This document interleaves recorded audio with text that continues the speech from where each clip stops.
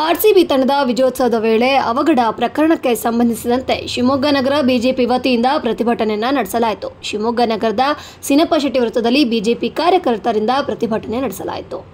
ಇನ್ನು ಪ್ರಕರಣದ ವಿಚಾರವಾಗಿ ಪೊಲೀಸ್ ಅಧಿಕಾರಿಗಳನ್ನು ಅಮಾನತು ಮಾಡಿದ ಸರ್ಕಾರಕ್ಕೆ ಕಾಂಗ್ರೆಸ್ ಸರ್ಕಾರದ ನಡೆ ಖಂಡಿಸಿ ಪ್ರತಿಭಟನೆಯನ್ನು ಮಾಡಲಾಯಿತು. ಸರ್ಕಾರದ ವಿರುದ್ಧ ಘೋಷಣೆ ಕೂಗಿ ಬಿಜೆಪಿ ಕಾರ್ಯಕರ್ತರು ಆಕ್ರೋಶವನ್ನು ಹೊರಹಾಕಿದರು. ಸಿಎಂ ಹಾಗೂ ಡಿಸಿಎಂ ರಾಜೀನಾಮೆ ನೀಡುವಂತೆ ಒತ್ತಾಯಿಸಲಾಯಿತು.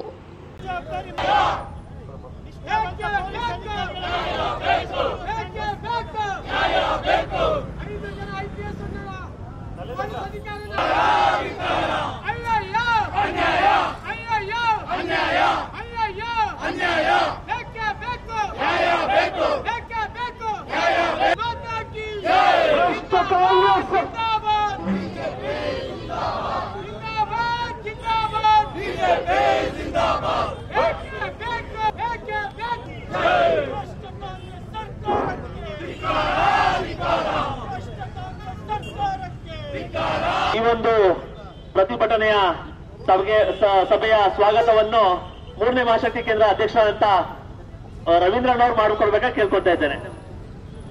ಮಾಡಿದಂತ ಸರ್ಕಾರದ ವಿರುದ್ಧ ಪ್ರತಿಭಟನೆಯನ್ನು ಹಮ್ಮಿಕೊಂಡಿದ್ದು ಈ ಒಂದು ಪ್ರತಿಭಟನಾ ಸಭೆಗೆ ಆಗಮಿಸಿದಂತ ನಮ್ಮ ನಗರ ಪ್ರಧಾನ ಕಾರ್ಯದರ್ಶಿಗಳಾದಂತಹ ದೀನ್ ದಯಾಳ್ಜಿ ಅವರಿಗೆ ಒಂದೇ ಮಹಾಶಕ್ತಿ ಕೇಂದ್ರ ಅಧ್ಯಕ್ಷರು ಪ್ರಧಾನಗಳು ಎಲ್ಲಾ ತರದ ಕಾರ್ಯಕರ್ತರು ಇವತ್ತು ಇಲ್ಲಿ ಆಗಮಿಸಿದ್ದೇವೆ. ಅದೇ ರೀತಿ ಮಾಧ್ಯಮ ಮಿತ್ರರಿದ್ದಾರೆ, ಅವರೆಲ್ಲರಿಗೂ ಸಹ ತುಂಬ ಸ್ವಾಗತವನ್ನು. 3ನೇ ತಾರೀಕು ಆರ್ಸಿಬಿ ಮತ್ತು ಪಂಜಾಬ್ ಕಿಂಗ್ಸ್ ನಮ್ಮ ಶಿವಮೊಗ್ಗದಲ್ಲೂ ಸಹ ಅವತ್ತು ದಿನ ಅತ್ಯಂತ ಉತ್ಸುಕತೆಯಿಂದ ಅನೇಕ ಕ್ರಿಕೆಟ್ ಪ್ರೇಮಿಗಳು ಇಲ್ಲಿ ಕಾಂಗ್ರೆಸ್ ಸರ್ಕಾರ ಬಂದಮೇಲೆ ಒಂದು ಕಡೆಯಿಂದ ಭ್ರಷ್ಟಾಚಾರಗಳು ನಡೀತಾ ಇದೆ, ಇನ್ನೊಂದು ಕಡೆಯಿಂದ ಹಿಂದೂಗಳ ಮೇಲೆ ದೌರ್ಜನ್ಯ ನಡೀತಾ ಇದೆ, ಮತ್ತೊಂದು ಕಡೆ ಮುಸಲ್ಮಾನರ ತುಷ್ಟೀಕರಣ ನಡೀತಾ ಇದೆ. ಈಗ ಆಟಗಾರರ ಹೆಸರಿನಲ್ಲದೆ ಅಭಿಮಾನಿಗಳ ಒಂದು ಮಾರಣ ಹೋಮದ ಆ ಹೊಣೆಗಳ ಮೇಲೆ ರಾಜಕೀಯವನ್ನು ಮಾಡಲು ಶುರು ಮಾಡ್ಯಾರ. ಅತ್ಯಂತ ನೋವಿನ ಸಂಗತಿ ಇದು. ರಾಜಕಾರಣ ಮಾಡಕ್ಕೆ ಬೇರೆ ಬೇರೆ ಜಾಗಗಳಿದೆ, ಅನೇಕ ಜಾಗಗಳಿದೆ. ನೀವೆಲ್ಲ ಅದರೊಳಗೆ ಮುಳುಗಿರುವಂತವರು. ನಿಮಗ್ಯಾಕೆ ಬೇಕಿತ್ತು ಈ ಒಂದು ಹೊಣೆಗಳ ಮೇಲೆ ರಾಜಕೀಯ ಮಾಡುವಂಥದ್ದು?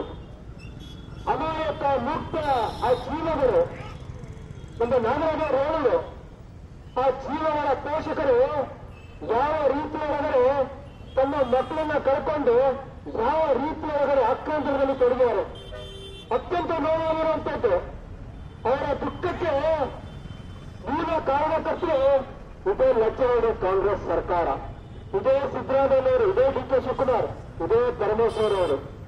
ನಿಮ್ಮ ಲಜ್ಜೆಗಳಿಗೆ, ನಿಮ್ಮ ನಿರ್ಲಜ್ಜೆತನದ ಬೇಜವಾಬ್ದಾರಿತನಕ್ಕೆ ಪಾಪ ನಿಮಗೆ ಯಾರು ಬದುಕೇಶವಾದ್ರು ಅಂತಂದ್ರೆ ನಿಮಗೆ ಕಂಡಿದ್ದು ಪೊಲೀಸ್ನವರು. ದಿನದ 24 ಗಂಟೆ ತನ್ನ ಕುಟುಂಬವನ್ನು ಬಿಟ್ಟು ತಮ್ಮ ಸಾರ್ವಜನಿಕರ ಜೀವದ ರಕ್ಷಣೆಯನ್ನು ಮಾಡ್ತಾರಂತ ಆ ಪೊಲೀಸ್ ಇಲಾಖೆ ಮೇಲೆ ನೀವು ಬಿಟ್ಟು ಕಣ್ಣು. ಇಷ್ಟು ದಿವಸ ಹಿಂದೂ ಸಂಘಟನೆ ಬಿಟ್ಟಿದ್ವಿ, ಹಿಂದೂ ನಾಯಕರು ಬಿಟ್ಟು ಈಗ ಪೊಲೀಸ್ ಇಲಾಖೆ ಮೇಲೆ ಬಿಟ್ಟಿದ್ವಿ. ನಾಚಿಕೆ, ಮಾನ, ಮರ್ಯಾದೆ ಏನಾದ್ರು ಇದೆಯಾ ನಿಮಗೆ?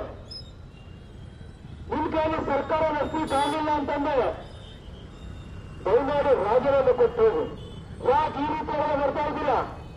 ಅತ್ಯಂತ ಪ್ರಾಮಾಣಿಕವಾಗಿ ತಮ್ಮ ಜೀವನವನ್ನು ಗುರಿಬಾಗಿಟ್ಟು ಕೆಲಸ ಮಾಡ್ತಾ ಇರ್ತಾ ಆರಕ್ಷಕ ಸಿಬ್ಬಂದಿಗಳು, ಪೊಲೀಸ್ ಇಲಾಖೆ ಜೊತೆ ನೀವು ನಿಂತ್ಕೊಂಡು ಬಿಟ್ಬಿಟ್ಟು, ಸರ್ಕಾರ ನಿಂತ್ಕೊಂಡು ಬಿಟ್ಬಿಟ್ಟು ನಿಮ್ಮ ಬೇಜವಾಬ್ದಾರಿತನವನ್ನ ಎಲ್ಲಿ ನಮ್ಗೆ ಗೊತ್ತಾಗಿರುತ್ತೆ ಅಂತ ಪಾಪ ಪೊಲೀಸ್ ಇಲಾಖೆಯಲ್ಲಿ ಹಾಕ್ಬಿಟ್ಟು ಪೊಲೀಸ್ ಅಧಿಕಾರಿಗಳನ್ನ, ಆಯುಕ್ತರನ್ನ, ಇಲಾಖೆಯ ಕೆಲವು ಬಂಧುಗಳನ್ನ ಸಸ್ಪೆಂಡ್ ಮಾಡುವಂತ ಕೆಲಸ ಮಾಡಿರಲಿಲ್ಲ. ನಿಮ್ಗೆ ಏನ್ ಹೇಳ್ಬೇಕು ನಿಮ್ಗೆ?